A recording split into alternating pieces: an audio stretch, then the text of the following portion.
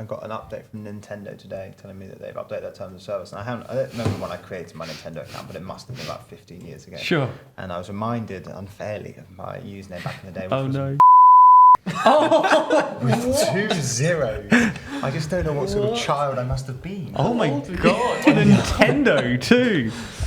Running around Mario Kart. I'm surprised they even allow that. So am I. How did you get I mean, I guess I must have... That's probably why I did it, because I... You just found the loophole. Bad words. Yeah. Loophole. That's horrendous. I was not Can we have that at as his all. lower third Yeah, today? you can call me as now on in. The editor-in-chief. I'm not sure if we're recording. Is this what we're recording? Oh, amazing. Yes. keep Cold this open. at the end. Cold open. Why Don't you not? Why not? Okay, we'll just Nintendo bleep allows it every time. Yeah. Okay, you can have it.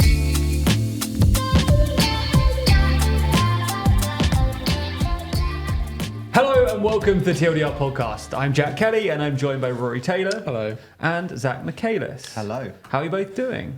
Very good, actually. I'm actually feeling great today. Really? Yeah, it was so rainy yesterday and now it's sunny. And Yeah. I have the psychologist complex as a sunflower, so there you go. You should watch the editorial and then this right back to back because Oh, editorial yeah. was recorded yesterday and see if you can spot the See vibe the change. vibe. It's a Change. big difference in energy. Yeah. I think also I was pretty down for what we're about to talk about, which is the Sunak speech, and that was yesterday. And that made me a bit sad. Yeah. And I've recovered. A lot's happened in the last 24 hours. Yeah, I've sorry. lost my glasses, so I look weird. Massive drama. Massive drama. Huge news. Huge. I have to buy more glasses. That sucks. We should ask Rory, how are you doing? Because we've just talked. Come on. You weren't here yesterday. Who cares? Yeah, I haven't lost anything. No? Feeling pretty good. Yeah. Got news to talk about, which is nice. Yes. Good. So good. Okay, very nice. So in today's episode, we will be talking about some underreported stories brought to us by the team. And we will also be discussing the new net zero changes, revelations out of Rishi Sunak's speech yesterday in the UK. And then we'll be ending the episode, as always, by running through the political leader league table. Let's start with underreported stories, though. And let's start with yours, Zach. My underreported story is the news that peace talks in Yemen have concluded between the Houthi rebels and a sort of Saudi-led delegation. And both sides have said that they were constructive and that they are optimistic about some sort of negotiated settlement sometime soon, which is massive news because, I don't know what the exact numbers are, but the Yemen war has been going on for the best part of a decade. And I think tens of thousands, if not hundreds of thousands of people have been killed. And, it's the humanitarian crisis there was enormous. Yeah. And it would be amazing to get some sort of peace deal. And I think it's nice because it's also part of this wider trend towards more sort of like cordial relations across the Middle East, that's just great good news. Yeah, That's really good news. Yeah. Rory? We don't do a good news section, do we? But We don't, but underreported Yeah. good news counts. It's a Very way of good. sneaking it in. Is yours good news? It's news. Okay, I think cool. it depends who you are. Sure. So my news is from Chile, which is having a referendum in December on a draft new constitution. Okay. Some new polling came out suggesting that the country would reject the new constitution. But this is interesting, at least to me, because this is now, we're in the third year of this long process where they've been trying to come up with a new constitution. They had big protests in 2019 that led to the party saying, fine, we'll go through this process, see what we can do. So they held a referendum in 2020 where the people voted to say, yes, we do want to draft a new constitution. They then elected a constitutional convention the following year, which was full of left-wingers and independent people, quite surprising. They drafted a really pretty progressive draft that was then subsequently rejected by the population. Yeah. So they thought, we'll have another go. We'll start the process again. We'll have a new constitutional convention. This time they elected quite a lot of right-wingers. Yeah. And now the polling suggests that this one's going to be rejected. No. So it's this bizarre situation where obviously people do want to change the constitution, which is, it's the one from 1980 that was introduced under Pinochet, who was the dictator at the time. But there isn't much agreement on exactly what that constitution should look like. Yeah. So I don't know where they go from here. I think the president, Boric, has said he doesn't really want to try again. Okay. Because it's we've all been there. Yeah. He is aged as well, that poor bloke. He's late 30s, I think. Yeah. Was he late? Is he even younger than that? I think mid-30s, Mid-30s. possibly, yeah, when he came into office. And he's haggard. Really? Yeah. He looks 39. Let's get a picture of him on screen. Tough job, definitely. But Agreeing a constitution, it's difficult. Yeah. Yeah. Imagine if we had to do it. We couldn't handle like elements of a deal with one other one other bloc. Like we couldn't deal with the separation of Brexit, let alone a constitutional reform across the board on everything. We'd kill each other. Yeah. We would. Well, we still sort of muddle through, don't we? At the moment, we sort of have a constantly changing constitution. Yeah, but if we had to, like, if everyone would sit down and be like, "Okay, lads, what are we doing?" Yeah, that would be the end of the UK. It's not very English, is it? No, we're definitely more muddler than like actual do it. Just mess. That's too American. Yeah. Don't want that. Don't want efficiency.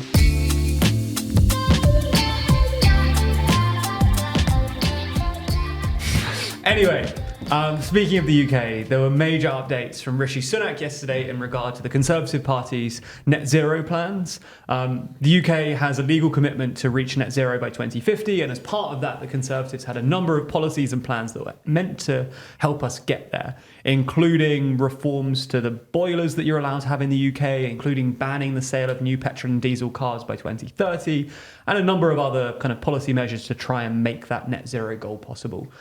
Yesterday, though, Rishi Sunak did a speech at number 10 announcing some changes, some steps back, I suppose, rolling back some of those targets, some of those policy objectives, still claiming we're going to reach net zero by 2050, but changing the ways that he hopes to get there.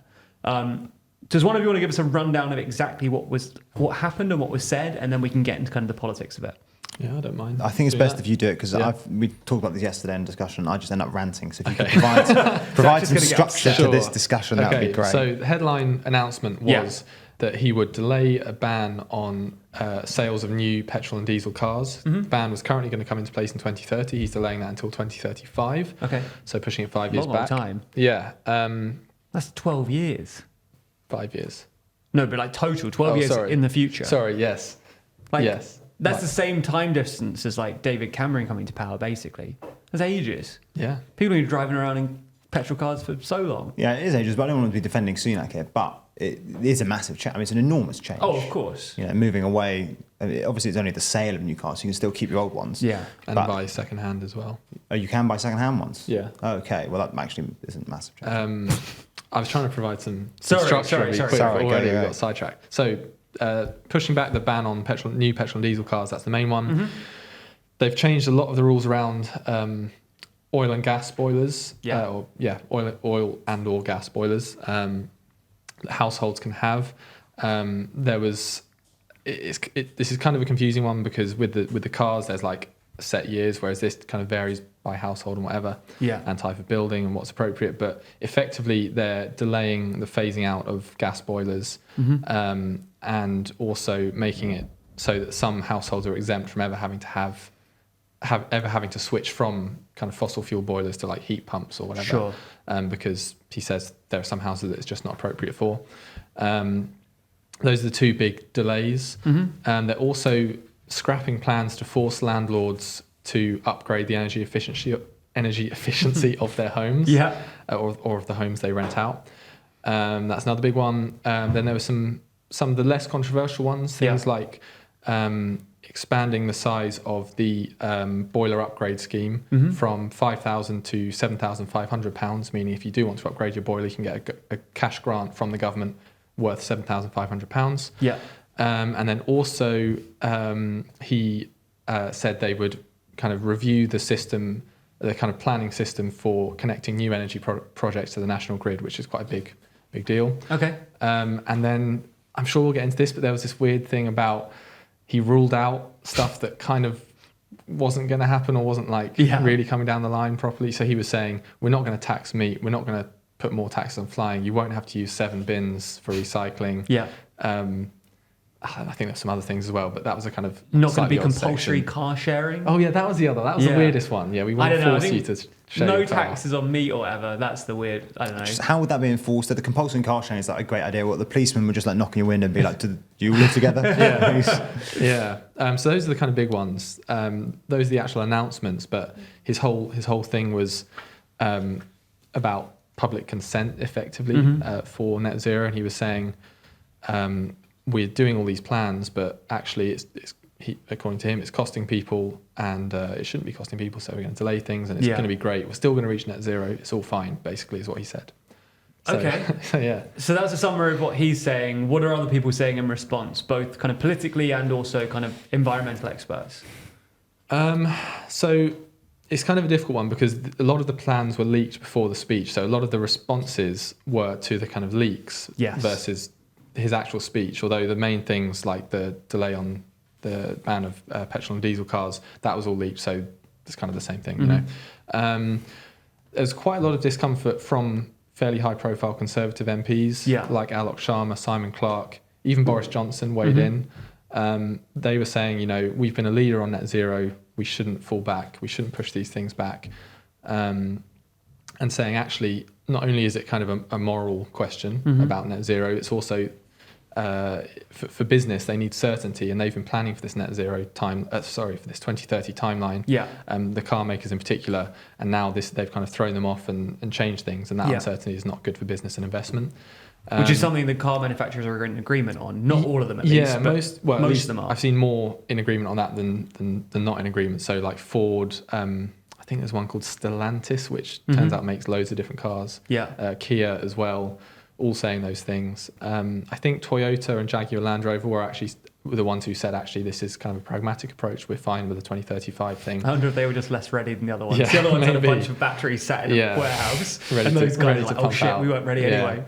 And then you've got the Climate Change Committee, which is the UK's kind of independent advisory body on net zero climate change issues, that type of thing, effectively saying Rishi Sunak is engaging in wishful thinking if he thinks that we can still reach that 2050 goal by delaying these measures. And then obviously, you know, opposition parties condemning him for everything from bad business practice to bad environmental practice, all those things you might expect.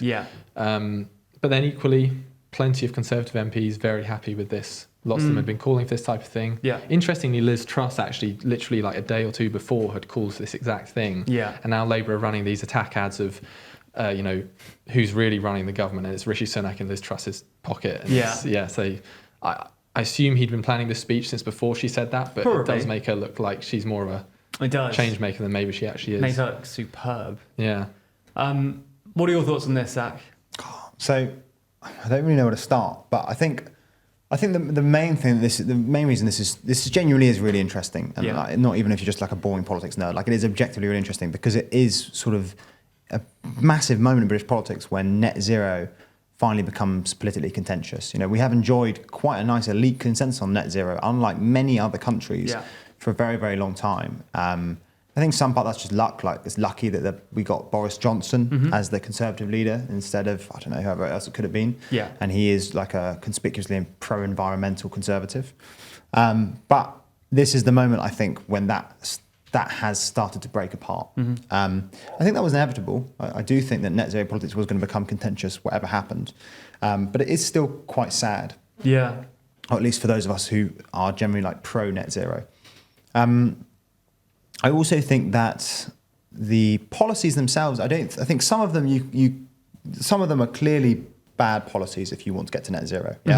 Like rolling back that stuff about making landlords upgrade their properties and like improving building regulations. That should happen. We should have better insulated properties. Like the UK housing stock is crap. You know, it's we get too cold when it's cold. We get too hot when it's hot. Like it's just not a good thing. Some of the other ones that I think are quite interesting. I think, for example, the increasing the grant for those for the heat pumps. Is it heat pumps? Yeah, it is heat pumps, isn't it? Yeah, the heat pump grant is a good policy, and I think that's clearly informed by the German experience, because the German politics at the moment is being sort of convulsed by this Green Party policy about making everyone have heat pumps, and that lots of people are complaining about. As are, I think, two other policies that I don't think really got much attention. He basically really strongly endorsed nuclear power. So he's talking about increasing investment in nuclear power. And he also announced this thing called the Green Future Fellowship. And that's not like a big policy. It's probably not going to have like a massive impact in the aggregate. But it gives you a sense of the sort of way he wants to do net zero. And the way he wants to do net zero is to basically like technologize our way to net zero. and in the speech, he also talked about how things have got way cheaper than we thought they were going to. You know, we've made more progress than we expected to because stuff like solar has become, you know, it's gone down 95% since 2000 in terms of cost. Stuff like wind turbines are down, whatever, 50%. Like wind turbine energy at the moment is cheaper per kilowatt hour than gas or coal or anything like that. And I think this is the way he wants to sell himself, is that he's not climate skeptic. But he's not a sort of Greta Thunberg-esque sort of climate maniac. And his way, I'm not endorsing that view, by the way, I'm just saying like that's how he wants to frame it. And he basically wants to be this sort of techno-optimist middle ground. And I think that's really interesting, because I think that that is a position that a lot of politicians, mainstream politicians, are going to revert to justify their pulling back from controversial net zero policies. I think especially you see this in Europe, you know, as sort of mainstream politicians come under pressure from normally like the right to row back on their net zero politics because they're considered too expensive by some fraction of the population. They have to find this new ground where they can sort of appease both sides and be like, no, we still take net zero seriously, but we also are sensitive to the cost concerns. And I feel like this techno-optimist way is this perfect way out, because you get to say like, no, we are going to make it, but we're doing it clever, you know? And fine, it might be true. You know, if it might be that we, you know, this Green Future Fellowship helps us figure out fission and we end up with abundant, endless energy in 10 years' time. But it's just a very risky strategy. Not politically. I think it's a good strategy politically in some sense. But for the planet and for the country, it is risky to just bet all your money on, you know, sort of this like vague techno-optimism. And there are sort of two schools of thought here. I think basically some people are persuaded by this techno-optimism. You know, you look at graphs of like the cost of solar, you look at graphs of the cost of wind, and you go, oh, that continues, baby. Or the cost of batteries, for example, they're also going down quite steeply. And you go, wow, this is going to be easy. You know, in 10 years' time, things going to be piss cheap. We're just gonna plonk a whole load of solar panels on the ground and be fine. And then there's what I am persuaded by is the more sort of like sober, historically informed take, which is that actually lots of these things are slightly faddish in a way, and that really a lot of these things, what looks like exponential decreases in price are actually what you might describe, so Vaclav Smil is like the author on this, what you might describe as logistic curves. So what happens is you get these very steep decreases in price, but then things tail off quite quickly and more suddenly than you think. You know, solar's a good example of this. Solar panels are already stabilising at price, and they've actually gone up recently because of the cost of inflation and materials and that sort of thing. And so what I think a lot of techno-optimists, the mistake they make is to look at steep decreases in price and assume that those things will continue forever, when actually they're usually a function of very specific innovations that have sort of like half-lives, economic half-lives. And once the economic gain of that innovation tapers off, all of a sudden you either get the same, you know, the cost stabilizes, or it might go up, because the whole world is racing to make the green transition. The demand for solar panels and wind turbines and the stuff that makes those things like steel and copper and lithium and all that sort of thing is skyrocketing. And so that just, unless we find new supply, those things will get more expensive. So I think it's too complicated to explain in like a podcast, but I do think that the techno-optimist take is sometimes a little bit blind to the sort of like material realities of all this. And I think that you can look, we've done the easy bit so far, basically. And you can look at how well we've done with the easy bit. Like we've electrified the grid, you know, we've replaced all the coal power stations with wind turbines and think that everything's going to be that easy. But I think the consensus amongst the best versed people around is that actually the next bit's really, really difficult. And the techno-optimists might be right if we make some massive strides in innovation, but without those strides, you know, things are going to get really difficult. So I just think that's clearly the vibe he's going for. I understand the politics of that. I think it's a massive bet for the country, and I think that actually it's techno-optimism can be a bit misplaced and a bit over-optimistic. I think one of the things that really frustrated me about his speech was the thing he said about how actually we've over-delivered so far on our emissions cuts. And then I think the quote was, that means it now provides space to take a more pragmatic, proportionate and realistic approach to reaching net zero. And it's like this thing where, that's great that we've been cutting emissions faster than maybe we planned to, but that doesn't mean that you can then like just slack off until 2050 because you know you're going to reach it. Like if we can reach net zero before 2050, that's great. Better. Like it shouldn't be just as long as it's by 2050, which is questionable as well, like whether we actually will, or whether the world will. Like that, I just don't know how anyone can buy into that argument that it's the prime time just to kind of take a step back. I literally have a list in front of me that I wrote of things that annoyed me about Sunak's speech. Go on. The other one, Zach touched on it, the thing about scrapping the rule on making landlords upgrade the property, the energy efficiency of their property. Yeah. That one, he was talking about the cost of net zero policies on working people. But that one is a complete reverse of that. He's basically saying to landlords, you don't need to spend money on your home. And the people that suffer from that are the tenants who are paying more in their bills because they're losing heat out the windows and walls. And I don't understand how that can fit into his whole thing about it being about working people. True. I was just going to say on that. I think there's genuinely such a interesting and deeply philosophical question here, which is that it's a fact that we have outperformed our target and we are doing better than most countries. If you look at basically per capita CO2 emissions since the peak in 1990, the UK is down 40%. The average in the G7 is something like 10%, something like that. We're doing really well, yeah. But what is what's the correct inference from that? What are the policy implications from that? Is the correct inference that we should therefore slack off? We've done it. Well, let's just chill out, guys. Wait for everyone else to catch up. Yeah. To me, no, because as I mentioned, we've done the easy bit first, yeah, and also we haven't done it yet. We're not at net zero. Yeah. It's not like we have time to slack off. If we want to make our own targets, we still have to keep going at this rate, probably faster. And the other thing is, when we say we've done better than everyone else, that does imply that everyone else has done worse, yeah. And so, what is the implication there? Well, to my mind, yeah, the implication there is we need to do more to help other people. To my mind, the implication there is that the developed world, and this might be politically contentious for really obvious reasons, but the developed world needs to do more to help poorer countries make the energy transition. The idea that we're going to be, let's do cars by 2035, and then at the same time we expect, let's just say, sub-Saharan Africa to make the energy transition by 2100, whatever the goal is on the IPCC or IEA thing, that. That's just politically unfair. It's just infeasible. It's not palatable. Palatable is eaten too weak a word. It's just madness, basically. And so, to my mind, the correct policy implication from that is that we've done very well so far. We need to keep doing as well as we're doing if we want to make our own targets. And also, we need to make sure we help other countries do that. And some of this stuff might implicitly, accidentally help other countries. Investing in technology is a great idea. If we solve fission, we help the world. But A, Sunak didn't frame it like that, and B, there are other more direct things that we should be doing then.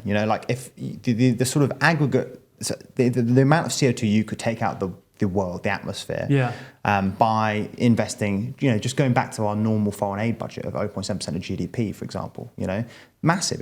We could do more than that. Would be the most effective way for us to tackle the climate crisis, is to basically increase aid to other countries. And again, it's politically contentious for a whole load of reasons, but I do think that is the correct inference from the fact that we are doing better than other countries. It means we have a bit more slack. We should be helping other people because we're already struggling to make our targets. They're really struggling. We need to help them. Hurry up. I think Alok Sharma responded to it. He's at the G20, not G20. He's at the UN General Assembly in New York at the moment, and he said that the kind of immediate reaction was worry that other countries will see the UK doing this and think, well, maybe we can get away with it. And we talked about this. Bad. Yeah, sorry, we talked about. We talked about this a couple of podcasts. No, it is bad. But we talked about this a couple of podcasts ago. And I always think that there are two ways that you should evaluate climate policies. Yeah, one is literally how much CO2 or CO2 equivalent does it take out of the atmosphere per pound or per dollar or whatever. What is the CO2 emission equivalent per penny? Yeah. And that's an important way of looking at policies, and it does rule out certain policies. So, ULEZ is obviously framed as, for example, it's framed as a air quality thing, and that's a separate justification. But if you look at it as a green policy, which it sort of implicitly is, then ULEZ doesn't really meet that criteria because it is quite expensive from the government's perspective as well. There's a scrappage scheme, and it doesn't make much of a difference to CO2 in the aggregate. There are probably more efficient policies that would take out more CO2 for less money, which we should be pursuing first. Not that we should rule out ULEZ, but we should be pursuing those first. Yeah, but then you also have to think about how it affects the sort of the political momentum towards net zero. And I used this analogy last time, but you're sort of teetering on a precipice here, and if people like us start going we are going to take this seriously, we are going to do that, you push the political momentum one way and you encourage other countries, and then other countries, when they say, we're not doing this, they're under this immense sort of international pressure to step up their game because everyone else is doing it. Or at least the wealthy countries are doing it. But if you're one of the wealthiest countries in the world and you go I don't really feel like it, you make a massive push in the other direction. You Yeah. start deterring climate action, especially in poorer countries. You go like, why are we going to bother? Yeah. But also from your peers, yeah. You sort of inspire, like if the Germans go, oh, you know, the Brits are cooling off on it. We can do a bit more coal or something like that. Yeah. And you end up with this horrible sort of finger pointing game where you're all racing to the bottom, and there's no longer any sort of like internationalized political pressure for people to make the green transition. And so that's what I think we're worried about. I think that maybe you can justify some of these policies on the first measure in that Sunak is rowing back on policies that maybe he thinks are not properly costed in terms of CO2 emissions. But in terms of like the politics and the political momentum, you can't justify this sort of speech, this sort of vibes. Yes. You have to keep giving pro net zero vibes. So yeah, that's my take on But it. it's weird because he was framing what he was saying as that he is worried about us losing momentum to net zero because of kind of public consent for it being undermined. Yeah.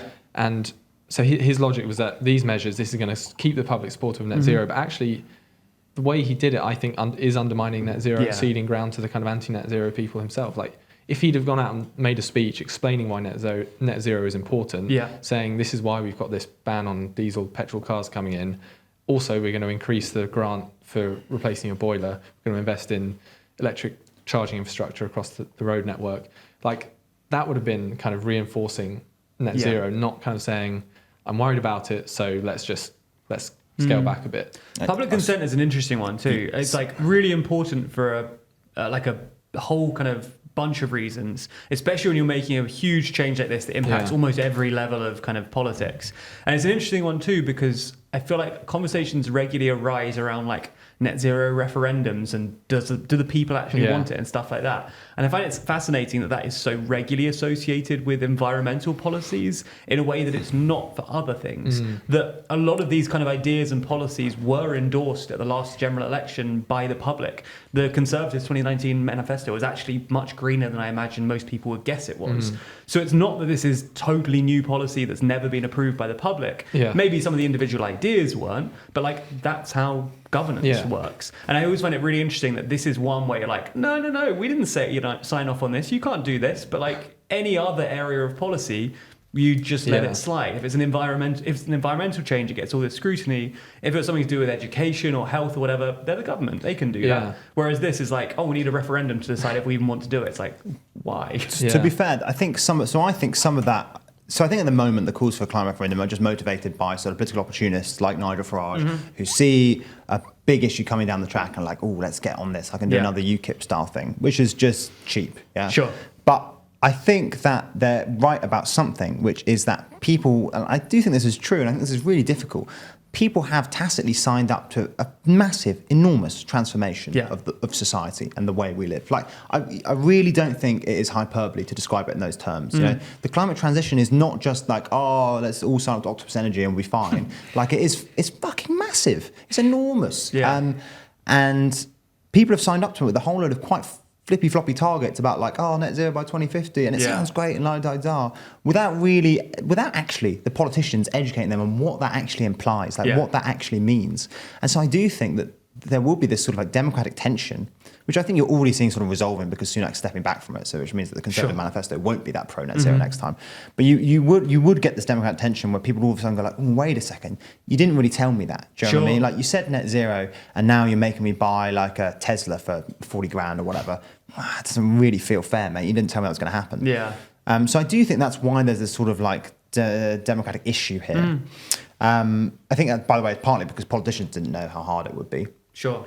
But the other thing is that on the public consent thing, I think we had an argument on Slack because we were watching the speech together, and when he started talking about that, I got really excited, because I thought this was going to be sort of laying the groundwork for some more radical, very fucking naive of me in retrospect. Sure. But I thought maybe it's going to be laying the groundwork for some more, more radical policies.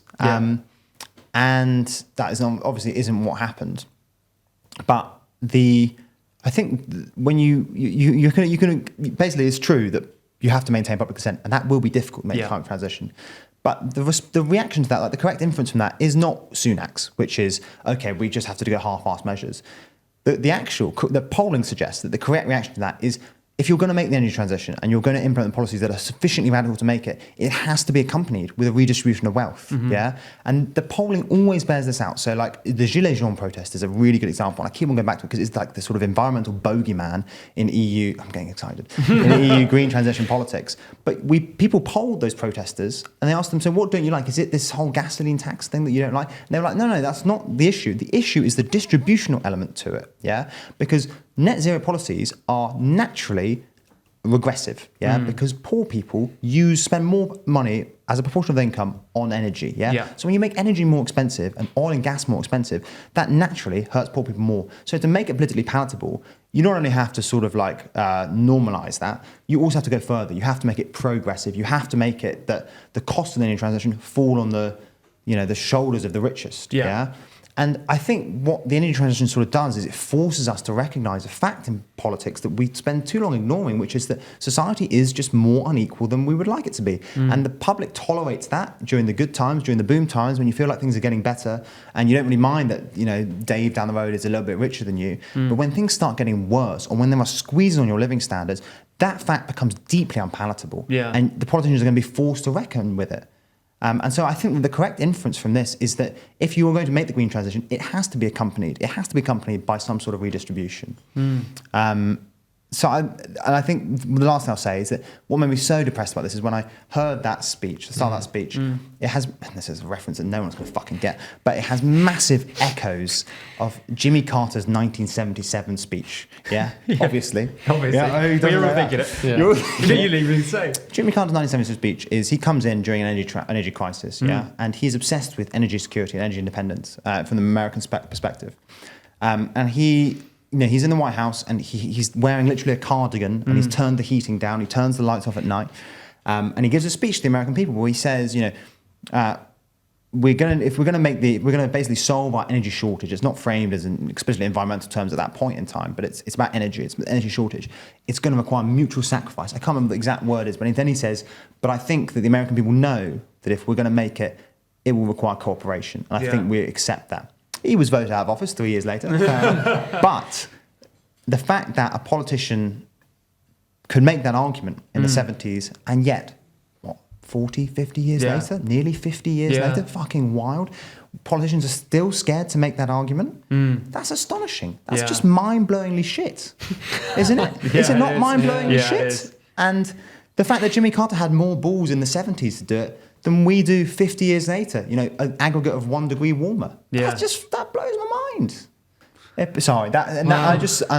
just made me a little bit sad. I think one of the really interesting things about the whole energy crisis is the lack of political confidence and the lack of ideas. And I think that obviously I'm not old enough to really know this, but I don't think that we've been at a time of such political hopelessness in a really long time.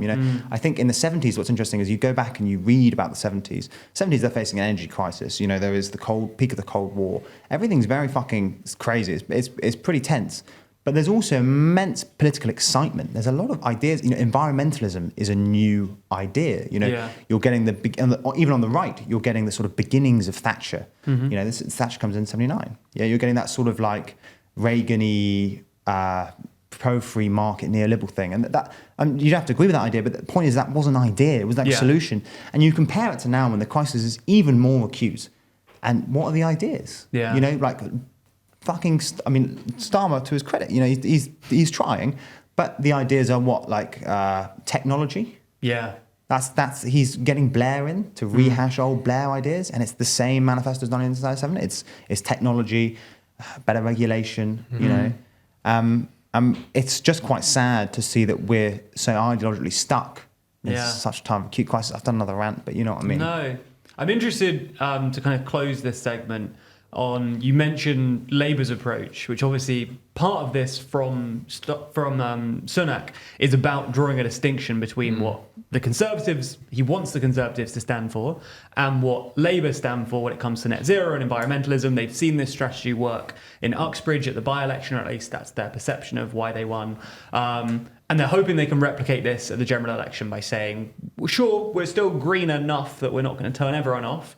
But equally, if you're worried about it, we're not going to do anything too crazy. We're not going to make you pay too hard. What do you think of Labour's reaction to that thus far? What do you think their reaction will be? And do you think this is a strategy we're going to continue seeing play out over the next year as we head into the election?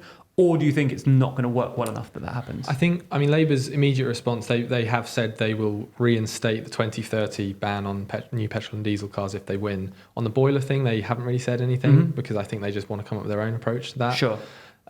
So that, assuming they win, that's what's going to happen. But I think based on our experience with Starmer as leader for the last 3 years or so, I assume he's going to be cautious on this. Sure. I think if he gave full control of the party to Ed Miliband, who's the shadow climate and net zero secretary or something, he would really go hard championing green policies, not just for saving the environment, but because he's already making the argument saying they're cost effective, they're good for business, they're good for people, all that type of thing.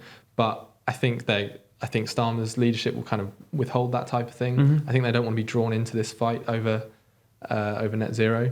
But I also think equally that the Conservatives have kind of learned the wrong lesson from Uxbridge.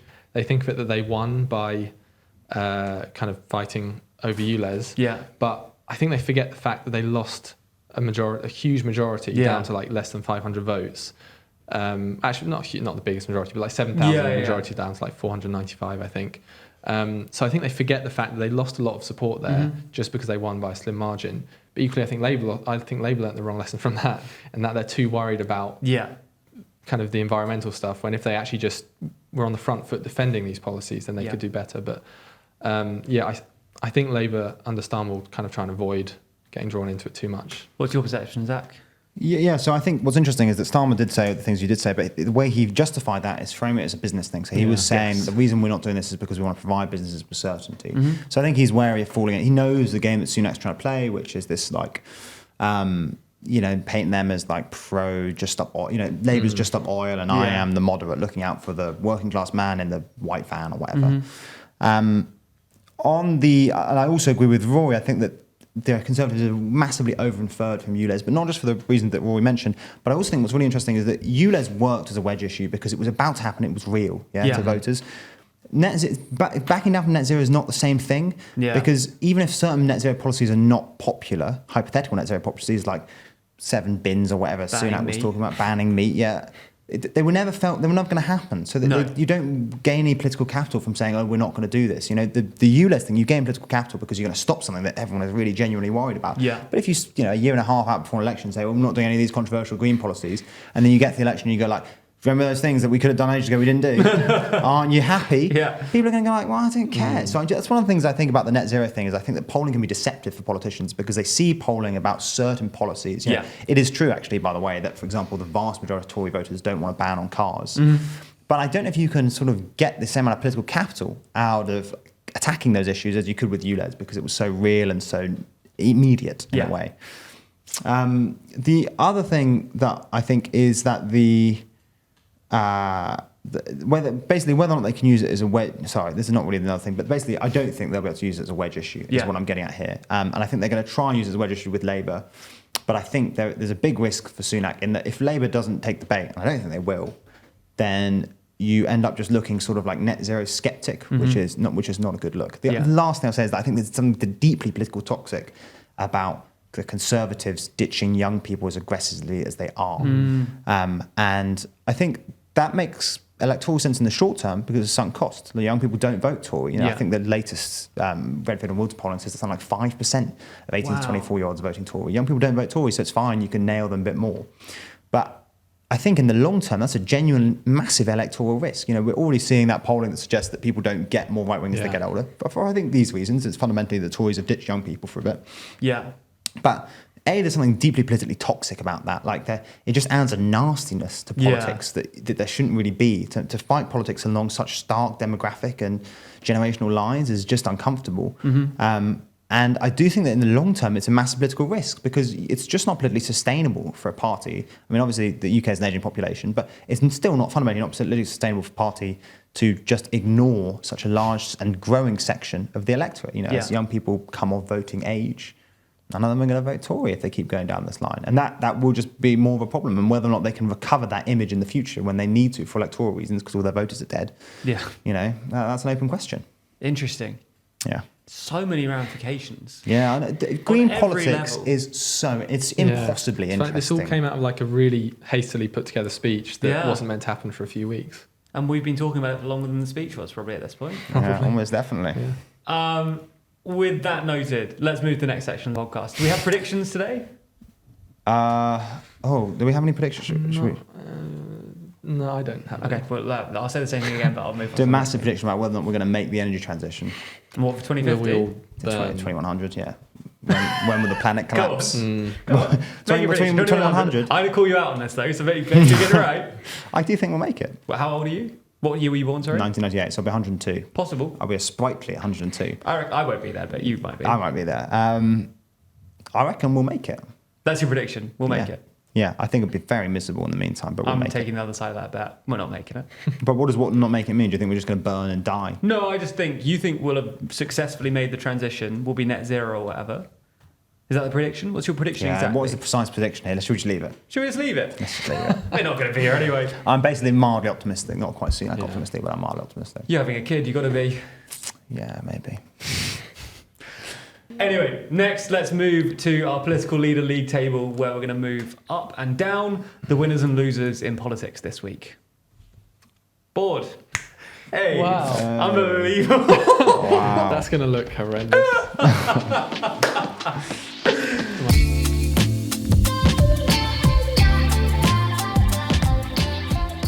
Okay, so welcome to the part of the podcast which is impossible for audio listeners. Yeah. Apologies in advance.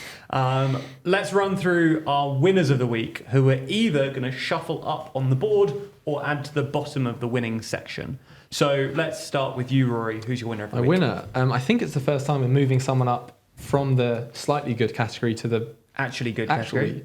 Okay, so one of these five. Yeah, I'm going to move up US President Joe Biden. Okay. Wow. There's a lot happens in US politics, obviously, but I've gone for a kind of global reason. Okay. And it's kind of at the expense of Xi Jinping, at the expense of China. Sorry, not Xi Jinping, at the expense of Putin. So I feel like I could have moved Putin down, but I've moved Putin too much recently. Yeah. Basically. And you like moving Putin up anyway, so.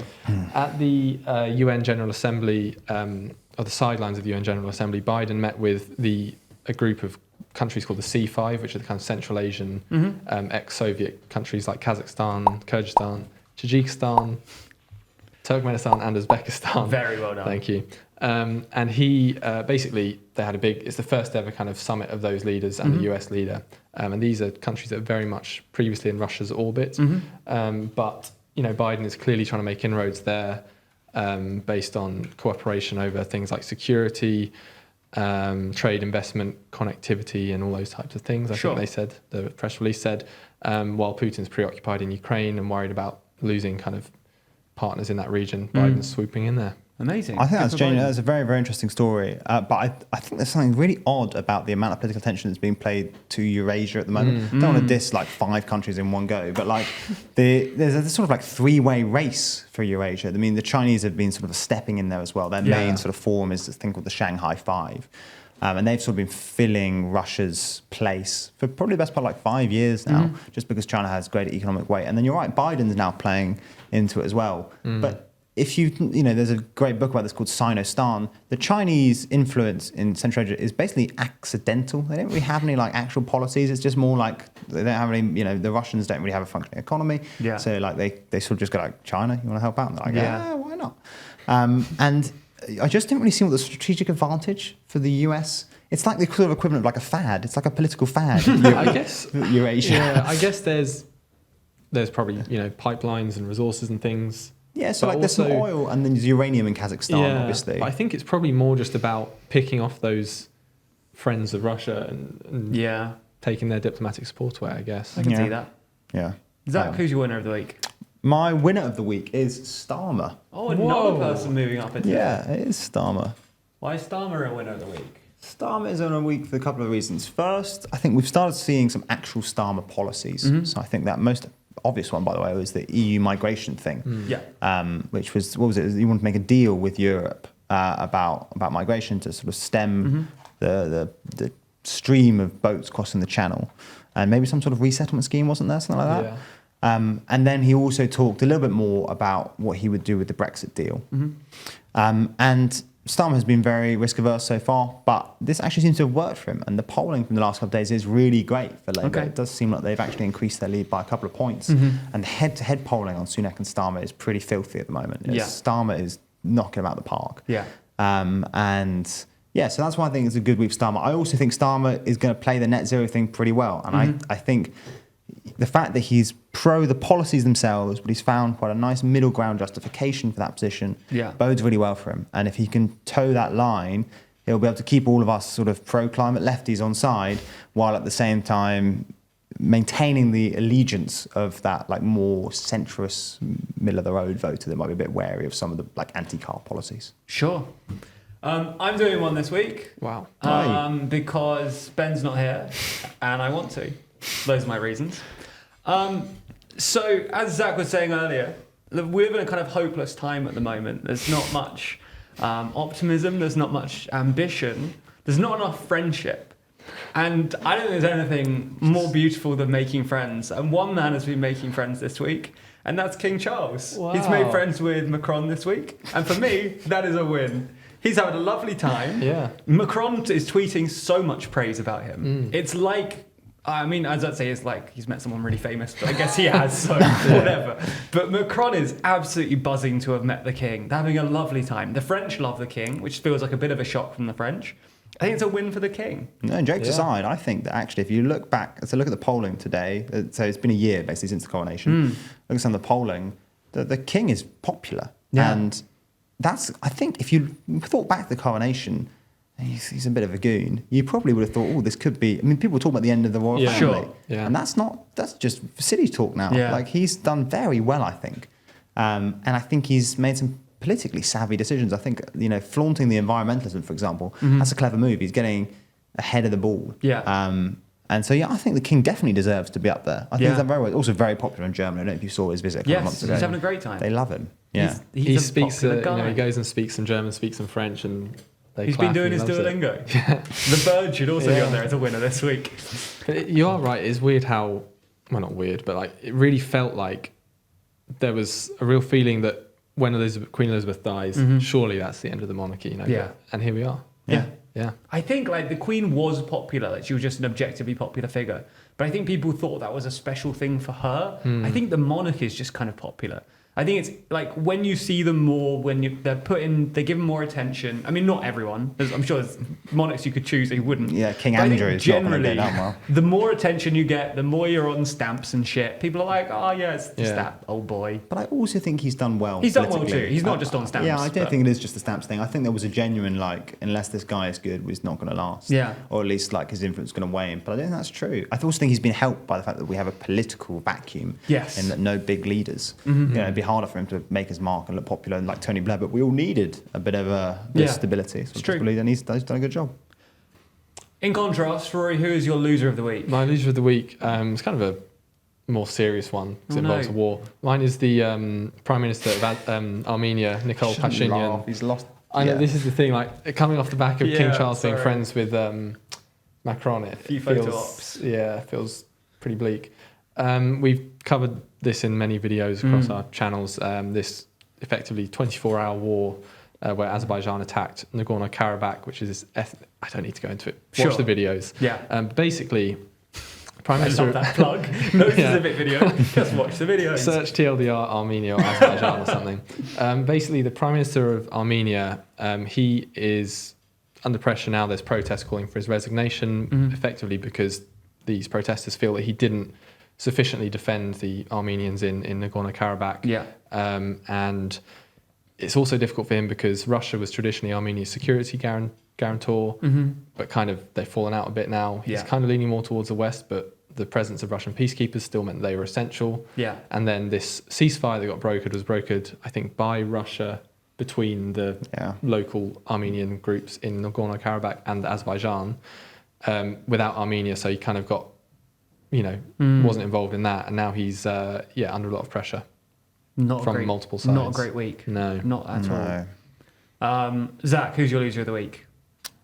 My loser of the week, and this doesn't say anything about my political affiliations, is Zelensky. Okay. And I think Zelensky is a loser of the week for a couple of reasons. Loser of the last 2 weeks, that's the last time we did a podcast. I think the main reason, unfortunately, there has to be the spat with Poland over grain, and the fact that the Polish Prime Minister has announced that they're no longer supporting Ukraine militarily. A little bit of context, this is just because, basically the EU said that Ukraine could export as extra grain through Europe, and then partly because the Ukrainian currency is very, very cheap at the moment, and also because Ukraine just produces loads of grain. Yeah. That flooded the market, especially in Central and Eastern Europe. And Central and Eastern European farmers got very, very grumpy about it. And then, obviously, their governments, because that's a very important political constituency, especially in Poland, where there's an election coming up, and the ruling Law and Justice Party is especially powerful in the sort of rural East. They'd be like, oh no, we don't want to do this. We're gonna put a ban on the grain. And I think one of the other reasons I think this is interesting is because I think this is again, I'm not like trying to endorse anything here. I'm not like saying it's right or wrong, but I think Ukraine's quite hawkish language has backfired on a couple of occasions recently, and I think you saw this here. So Zelensky basically accused Poland of like setting the stage for a Moscow actor. I think that was the turn of phrase. And the Polish government is quite hawkish and it's quite defensive in lots of ways. And so when they hear that direct criticism, they don't react well. And then you saw some pretty aggressive comments from both the president and the prime minister. The president described Ukraine as a drowning person, sort of pulling Poland under the water. So yeah, I think that's a bit of a misstep for Zelensky. By the way, I think you saw something similar in NATO. I remember when Ben Wallace said that the Ukrainians weren't being sufficiently grateful. Yeah. And like everyone at the time was like, Ben Wallace, you can't be saying that. But I think this was a sort of allusion to this problem that's now going to start appearing, which is that hawkish language doesn't go down so well when perhaps NATO and Western countries don't have the same interest or patience in Ukraine. And like not endorsing anything there. I think that's just a descriptive fact. The other reason I think it's a bit bad for him is that I think there was some hope that having broken through the first Russian defensive line, that the second and third defensive lines in Zaporizhia would be worse defended than the first one. And so you'd sort of see this sort of snowball effect where the Ukrainians go past the first line and then the second and the third, and then they hit Tokmak, and that hasn't happened. Yeah. So, they're stuck on the second defensive line, and I think that's doesn't bode well for Zelensky either. And then the last reason, this is something that was very much underreported, but his advisor, Mikhailo Podolyak, a couple of weeks ago, did you see this? Is this the Indian corruption thing? No, so there's a corruption issue, but then he said in an interview that China and India, the reason I think they're not supporting Ukraine is because they have low IQs or something along those lines. Oh, wow. And I tell you something, that did not go down well on Chinese social media. So Weibo was not happy. So that's why I think it's been a bit of a rocky couple of weeks for Zelensky. The only silver lining, I think, for him, by the way, is that I think that there is a bit more of a sense that while some of the Republicans are talking about not writing a blank check, and this isn't really news, but I do think that actually the Republican Party is it's not going as vehemently anti-Ukraine as some people expected. And I think that you're seeing their sort of instincts for like power, American power, and asserting American power, making sure America wins coming through a little bit. So that's what I think about that. Interesting. My loser of the week, and I came up with this before you did, is exactly the same. And I feel bad for pushing Zelensky down again, because now he's underneath even Putin. Yeah. But it was who I wrote down. So the rules dictate he moves. Exactly the same reasons, really. I think I'm concerned, kind of similar to what you were saying around the rhetoric coming out of Ukraine, the fact it's been less effective recently. It is turning some people off to some extent. Yeah. The sign of Poland as a previously very vehement supporter and a big backer of Ukraine, kind of across the board, not only just with military support, but also diplomatically and persuading other countries and all these things. Yeah. And losing a key figure like that, I think, is important. And I think it's almost what you were saying earlier with the environmental stuff. Poland moving from not necessarily one side to the other. They're still on Ukraine's side, but their attitude shifting at a time when lots of countries are reevaluating how much money they want to spend. To see someone like Poland make that shift is a real negative for them. Yeah. And I'm not saying that will mean that the UK or the US will say, okay, we'll do the same, but it will shape thinking and it will cause kind of pause for especially kind of groups that were never that supportive of Ukraine to begin with. The pressure from those groups is only going to escalate on the back of this. So yeah, I think it's a concern. Yeah, I agree. Okay, so that's how the board sits. We have a couple of people now in these kind of actually good and actually bad categories. Still no one made it to right at the bottom or right to the top. I gestured the wrong way around. Right at the bottom or right at the top. But it's interesting. Also interesting that we got a majority in the bottom half. Quite a clear majority. Yeah. Which shouldn't be... I mean, it obviously is possible because you're allowed to shift. But we're still relatively early in this board's lifespan. So in theory, it should have a real bias towards the middle still, because this is the only spots you're allowed to place. How's that happened? Well, it's presumably because we've pulled people down disproportionately. We haven't pushed many people up, so therefore we're adding people to this one, but we're also just dragging people down constantly. But you put one up and one down every time, so surely it should average out. I guess we're adding... I don't know. That is weird. That is weird. Something's gone wrong here. Someone do the maths. You're right, though. Should average out, yeah. I feel like it should. I think. Unless we disproportionately add people to the bad one and just... Oh, no, That still should average out. Yeah. Okay. The only one that has warped it is the double down for Modi, where I got a vote when I shouldn't have had a vote and I didn't put anyone up. But besides... I suppose if you do move him up, you probably are about even now. Oh, you're still not. You're still one off. Something's gone wrong. It's okay. Tell us what's gone wrong in the comments. Can we ending on that? No. No, let's do something. What are you ending on? You've got a big finish planned. No. It's in like, I feel like that was we should cut that chaos. Oh, that's up to the editor. Okay, so we're finishing on this. Hard cut there.